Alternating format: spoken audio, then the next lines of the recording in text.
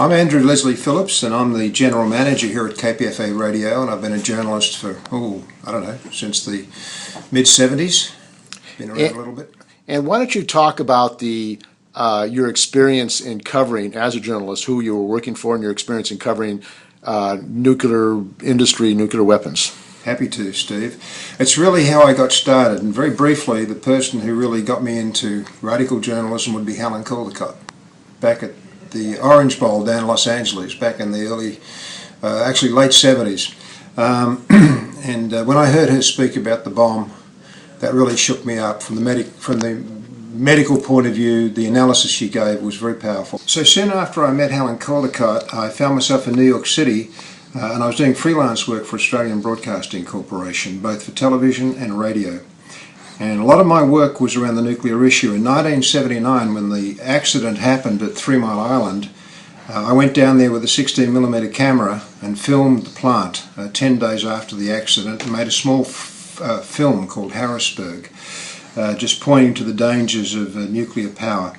I was very interested in that. I'd worked with the Tennessee Valley Authority on a project about the Tennessee Valley Authority, which at the time was the largest builder of nuclear power plants in the United States. It's a very interesting history that parallels the history of the military in many ways, going back to the pre-First World War actually, but that's a long story. The TVA, very important organisation.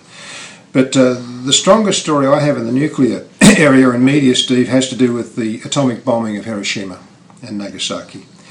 I was fortunate to meet Wilfred Burchett, the Australian journalist, in 1979 in Cuba at the Non-Aligned Nations Conference down there. And Wilfred Burchett was the first Western journalist to travel into Hiroshima after the bomb was dropped. He got in there less than a month after it was dropped. It's an interesting story. He was with the rest of the world press, about 600 of the world press, travelling to Tokyo Bay to see the signing of the surrender on the battleship Missouri in Tokyo Bay with General MacArthur. Wilfred Burchett, however, had heard of some great new bomb or something, he described it as, that had gone off in Hiroshima, and he decided that day that he was not going to go with the 600 onto the battleship, but he was going to go the other way to Hiroshima, which was about a one-day train ride. So that's what he did. That morning, when everybody else was getting out of their bunks to go to the battleship, he feigned sickness. He said, "I can't get up, I've got diarrhea." So when the bunkhouse was cleared out, he did get up. He grabbed an umbrella and a .45 that he got from his Australian colleague, a guy called Bill Keyes, who wrote for the Chicago Tribune at the time. He said, "Bill, I'm going to Hiroshima. If I get this story, I'm going to get it back to you here in Tokyo, and I want you to get it over to the London Daily Express. Will you do it?" And Bill said, "Yes, I will, but you better take my .45 with you just in case." Because he was travelling against the Japanese crowd. Everyone was moving out of Hiroshima at that time. And here was this little scrawny Aussie Australian journalist going into Hiroshima, carrying an umbrella, his .45 and his camera and his notebook. When he arrived in Hiroshima, he said he was just devastated. He saw people wandering around still as if in a daze with these big bruise marks all over their face. And when he visited the hospital, he described the women laying on their pillows with a halo of hair around them. As they lifted their head, there'd be a halo of hair left on the pillow as their hair was falling out. He didn't know what it was. He didn't know about radiation. He called it the atomic plague. He wrote down with his small type recorder, I think he had a little Olivetti little typewriter, and he put it on a piece of rubble and he wrote his headline, "I write this as a warning to the world." He found some Japanese soldiers. He bribed them with some bully beef, some canned food, which he had in his backpack, to, by Morse code, send the signal back to Tokyo, where Bill Keyes got it on telex, sent the signal or the story over to the London Daily Express in London, where it was published. "I write this as a warning to the world." About the same time, the New York Times journalist Bill Lawrence, he was a Lithuanian immigrant, had been commissioned some years earlier to cover the Manhattan Project, which he did in great detail, and put out, I think it was a 7-part series, a multi-part series in the New York Times describing how the bomb was built. The whole idea, he was probably maybe the first embedded journalist. He was embedded to tell this story to the world from the military's behalf, or on their behalf, through the New York Times as this reputable organ, all the news that's fit to print. Which is what he did. And his headline said, when that atomic bomb went off, "No radiation in Hiroshima." That's what it said. Now, just a little bit about Lawrence. He actually missed the flight to Hiroshima. He flew into Nagasaki. It was 3 days later, flew into Nagasaki. And by the way, Nagasaki was not the primary target. Many people don't know this. The primary target that day was Kokura. But Kokura was clouded in that day, and they couldn't get in, and so they went to the secondary, Nagasaki. So it could be the plutonium bomb might have been dropped on Kokura and not on Nagasaki. Would have changed history. They had 5 targets.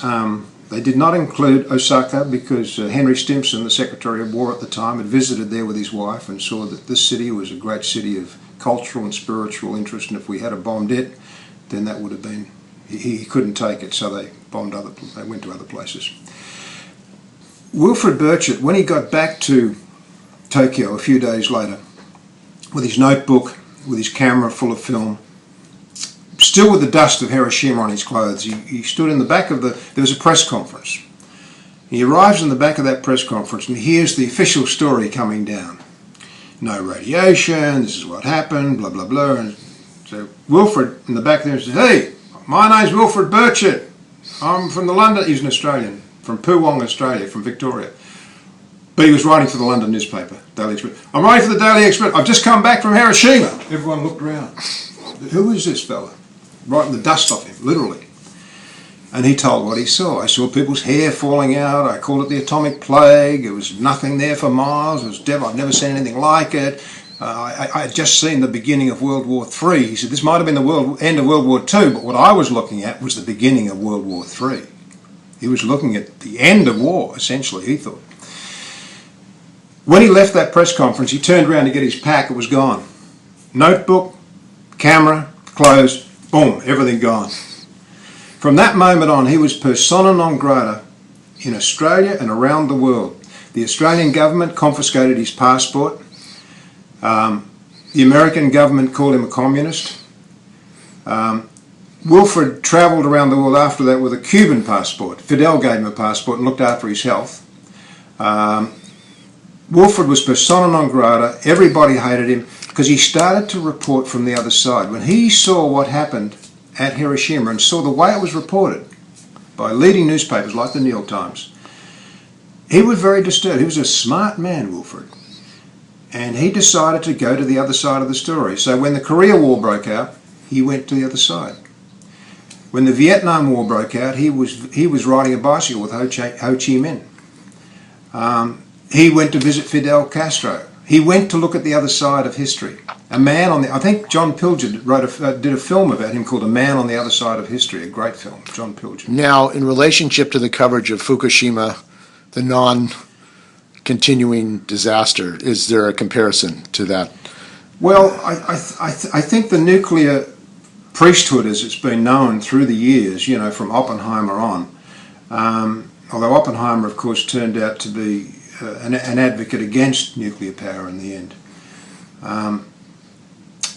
It's been a closed shop. The Nuclear Regulatory Commission that was heavily involved in what was happening down with the Tennessee Valley Authority. I went to a number of their meetings when Hendry was the Nuclear Regulatory Commissioner.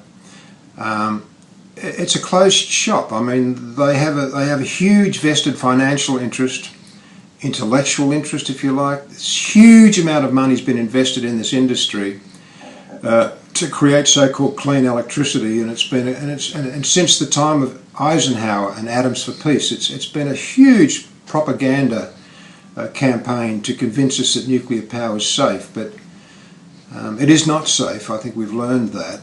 But Steve gets into a really important question, and I want to throw out a phrase: cognitive dissonance. Cognitive dissonance. The idea that we can cognate, or we can understand something, we can logically accept something, but at the logic level, but at the emotional level, it's too difficult to accept.